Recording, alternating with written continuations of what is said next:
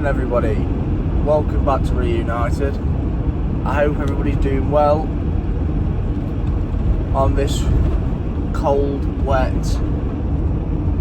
Wednesday, midweek. How is everybody doing? I hope you're doing well. I'm doing well. I reacted to the breaking news last night. There's three things that I want to talk about this morning. So, the three topics I want to talk about this morning are, obviously, we all know we've drawn Fulham in the FA Cup. Let me know in the comments what you think about that. Could have been a lot worse.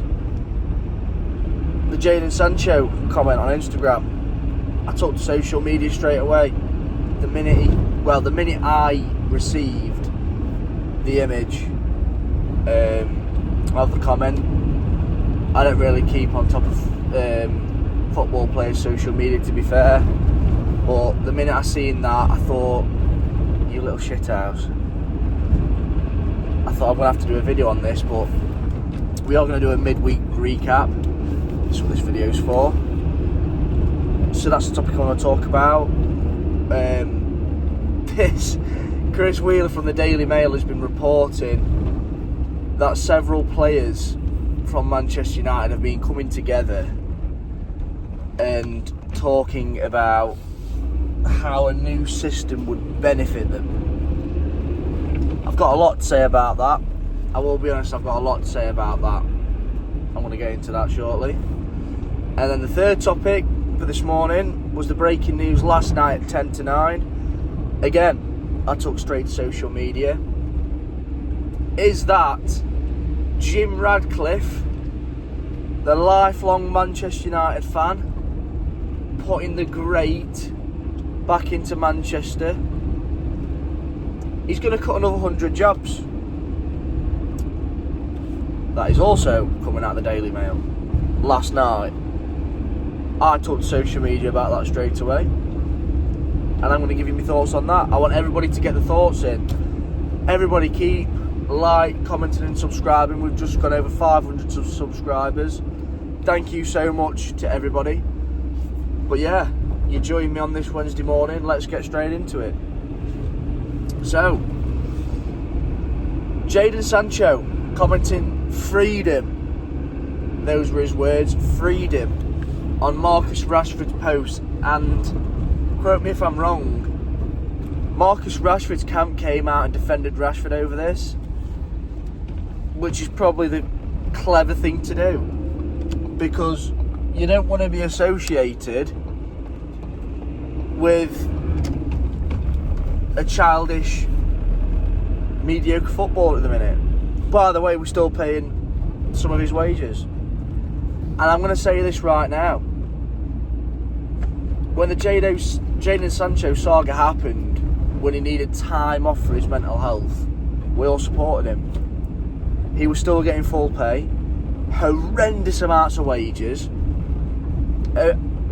We all supported him. I was just trying to think of people that didn't. I don't know nobody that didn't support him.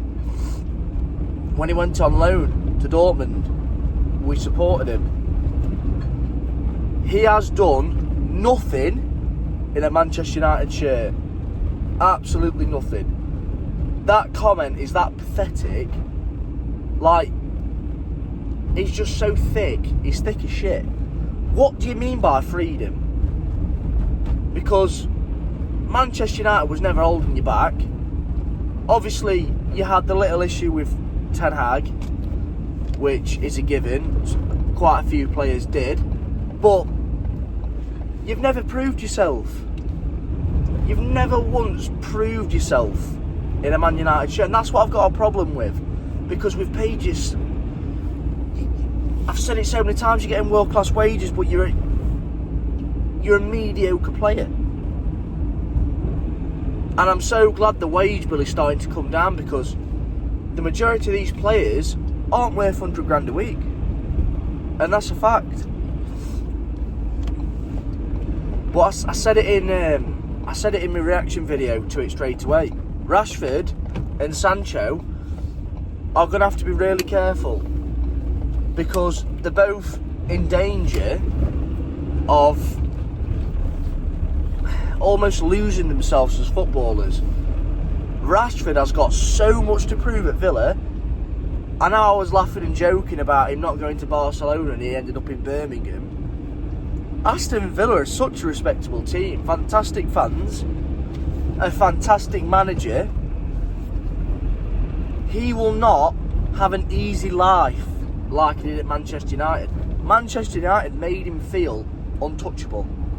They built him up on this stature, and that's why he's been able to get away with anything, really. I'd say at Villa, he's not going to be able to do that. Trust me, he's really not going to be able to do that. Unai Emery's not going to put up with his antics. So if Rashford, let's say if Rashford doesn't have a good spell at Villa, there's not going to be a lot of teams that want to sign him. His wages are ridiculous. I've said this all before. It's the same with Jadon Sancho. They're both in the same bracket at the minute. You have to sort your attitude out. Like you're a professional footballer. Commenting that so everyone can see is so thick. Who does Jadon have around him? I question the same with Rashford. Who do they have around them? It's like they should be going, Jadon, I don't think that's a good idea, mate. I really wouldn't do that. No, it's like something that I'd do. Or, you know, it's so funny. Excuse me. I was bantering with the City fan on one of my videos this week. It's like something that I'd do. You know, he's a professional footballer, earning hundreds of thousands a week at the courtesy of Manchester United, by the way. And do you know what? I was going to talk about the news about the players, but I'm going to go straight into the breaking news with Jim Radcliffe now. I've got to. He's on about cutting another further 100 jobs at Manchester United, and obviously, if you've seen my video, smash a like. So, this is absolutely disgusting on every single level. We are an absolute embarrassment as a football club. On the pitch, off the pitch, the hierarchy, everything to do with Manchester United, we are an embarrassment. So he's already cut jobs. I can't quote you the number, unfortunately. He's already cut a lot. I think it's around about 200 jobs.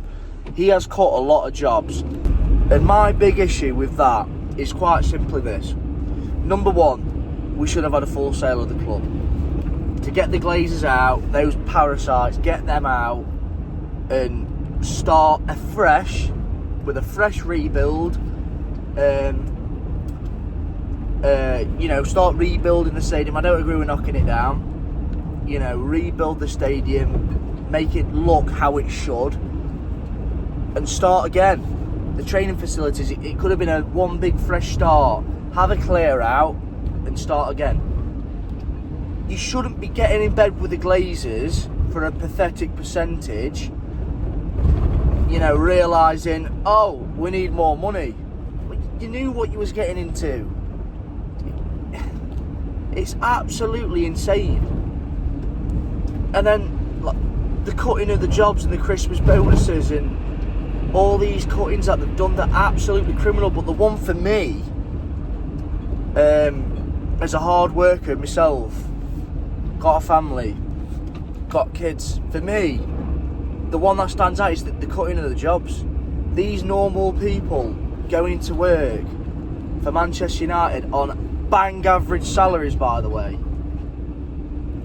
and these players, shithouse players, on hundreds of thousands of pounds a week, not doing it, sacking managers.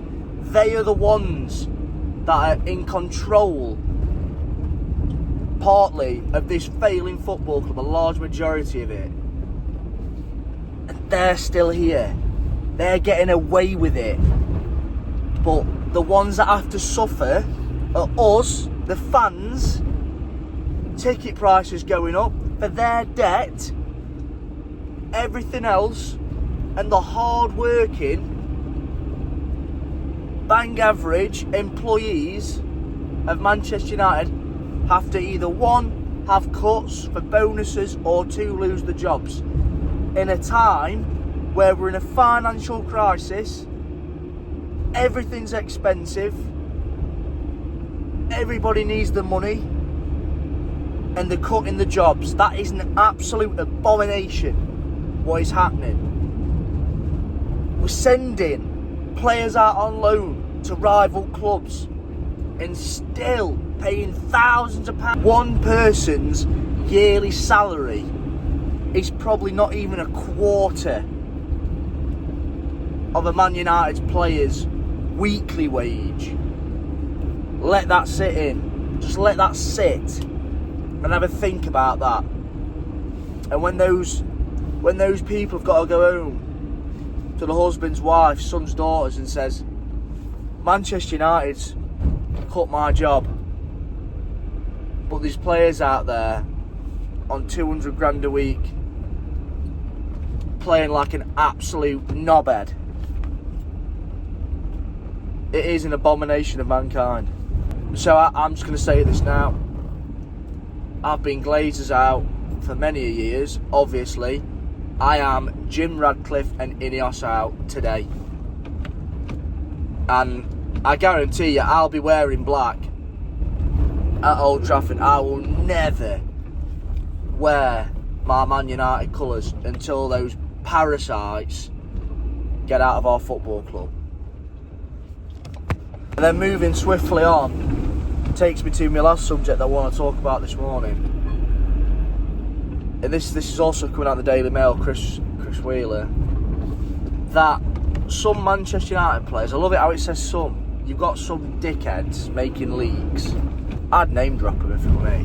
Well, they're not going to get the leaks again, are they? Anyway, going off at a tangent. Some players have had discussions between themselves that they think it is in the best interests for them to play a different style of football.